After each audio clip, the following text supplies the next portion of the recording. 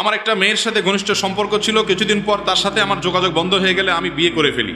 এখন তার সাথে আবার আমার নিয়মিত কথা হয়। এখন আমি কাউকে না জানিয়ে তাকে বিয়ে করতে পারবো কিনা এবং উভয় সংসার চালিয়ে যেতে পারবো কিনা?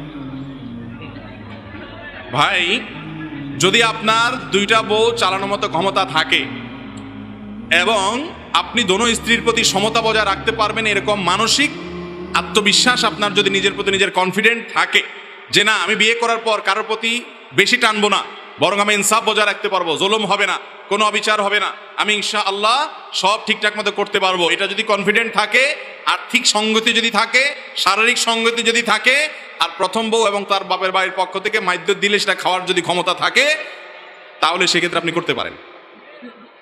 কথা বুঝতে পারছেন? এক কথায় শরীয়তের দিক থেকে কোনো বাধা নেই।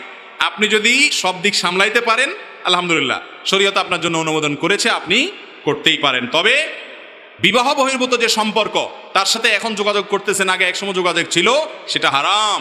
হয় বিয়ে করবেন আর নাহলে যোগাযোগ বিচ্ছিন্ন। আগের কোনো সম্পর্ককে নতুন করে যদি নাড়া দেন এবং নতুন করে কথাবার্তা বলেন এবং যোগাযোগ রক্ষা করা শুরু করেন, তাহলে এটা এক প্রকারের জেনা এবং মূল জেনার দিকে এটা নিয়ে যেতে পারে। বিদায় ওই পথ থেকে বেরিয়ে আসতে হবে।